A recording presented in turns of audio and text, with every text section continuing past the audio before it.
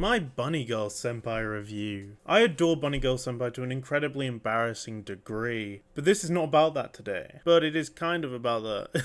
This is a review for people who want to get into this anime. Season 2's just come out. We're on episode 2 as I'm recording this, and it will be episode 4 or 5 when this comes out. Glad to see you all happy and all that. This is a quick, no spoilers review of Season 1 of Rascal Does Not Dream of Bunny Girl Senpai.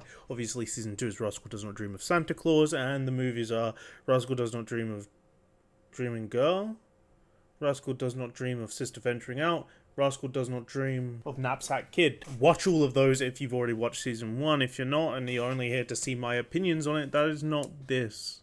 That will be out soon enough. Obviously, I've got to catch this train and ride it. It's very important. This means I'll be reviewing the animation, the opening, the endings, the story, and the characters, whilst remaining spoiler-free. This is so you can get a rundown before watching Season 1 of Bunny Girl Senpai, which is very important because I think this anime gets misconstrued. So let's get right into it. And I do think if you're going to watch Season 1, you should watch the movie as well. That's a very important part, the first movie, because I feel like it's a package deal. Let's get right into it. The animation. The animation for Bunny Girl Senpai is nothing to be excited about. It's not bad by any means, but it's clearly not Cloverworks' best work. At worst, it's visually disinteresting. And at best, it's like an average anime episode. The CGI usage is actually pretty well done, however. It's only used in backgrounds for characters moving, so the walks feel busy and the world feels alive, and that it does really well. The character designs are a different story, however. I love the character designs, obviously based on the light novel drawings.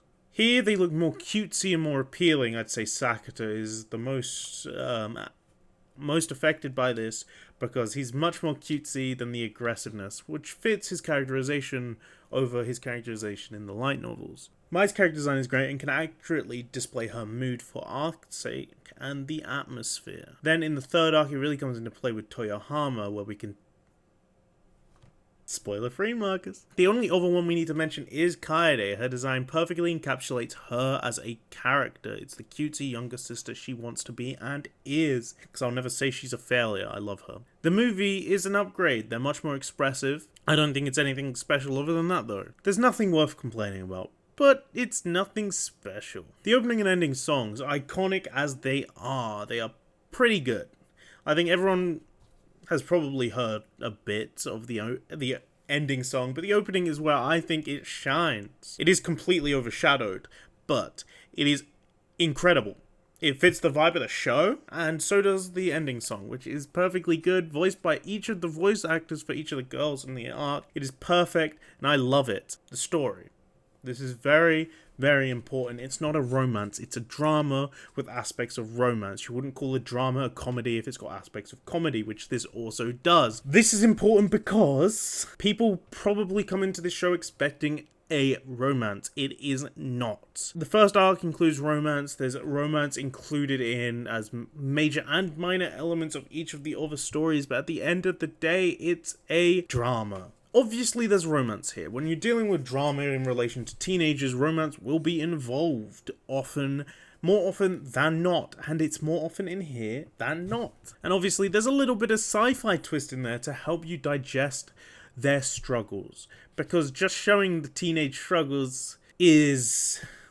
yeah, well, I'm not defending how the story is written. I'm just saying how it is. I think if I were to compare it to anything else, it would be Kokoro Connect, which is the reason I liked it so much when I originally watched it, along with the fact that it also has mystery aspects, which I think are more inclined to me as I'm watching Season 2, but I don't really remember how mysterious the aspects were when it originally came out, because I watched it when it originally came out, not weekly like I'm doing now, after it came out. And I don't remember how I reacted, and obviously I've watched it so many times by now, I already know the plot well enough, so there's no mystery aspect there. Yeah, I think this is good. I think it's great if you like a little mystery, a little drama, a little romance, and for it to not be the focus. I still think, however, if you are coming here for the romance, the relationships between the characters are pretty good, and they're worth watching for if just the relationships, because, well, the drama is involving relationships.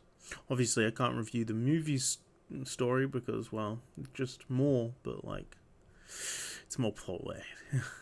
The characters. Now, this one's a big one for this one. Because, well, I personally love Sakata, especially in the, like, anime, but I also love him in the light novel. He is aggressive, I guess. Like, I think he's funny, and I think he's realistic for his situation, at the very least. At worst, I think he handles it a little too well in the anime. I think he's a good main character. I think his personality shines through, even though he does a couple gimmicks. And I think Mai's a great character too. I think she's entertaining and has good interactions with the cast that she does have. I don't think there's an unentertaining scenario with any characters in this show. It is one of my favorites, but you know. I think the cast as a whole are incredibly entertaining. But I think mostly the thing that might be an issue for you guys is Sakata. Sakata is an aggressive... he's abrasive and rude. He's crass. He's rude. I think that's the best word to say. He's opinionated. He's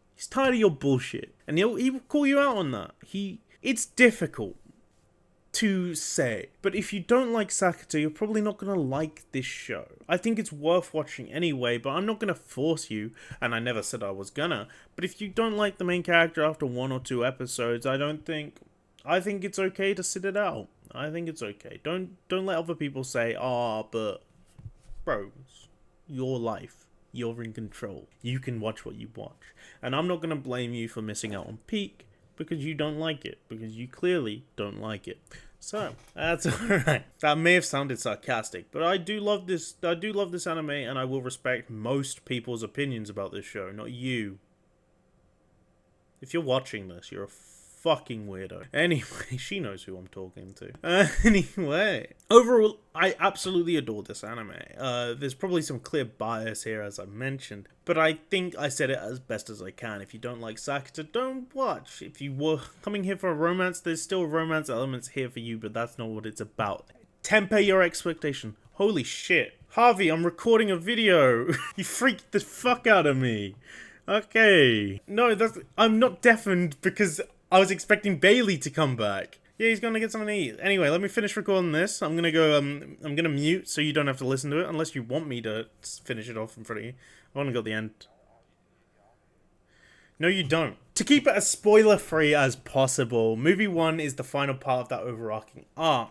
Movie 2 and 3 are a package deal as well. Even in the books, it's almost as if it's a transition from Arc 1 to Arc 2. So in the final words, if you don't like Sakata early on, you don't need to continue watching it. And if you want to drop the show, yeah, go on, I don't really care. He's definitely make or break for this show, as he is the main character. Personally, I give this show a 9 out of 10, but you decide. Anyway, comment in the comments what you think of the show after you're done with it, and thank you guys so much for watching. I'll see you when I see you. Goodbye.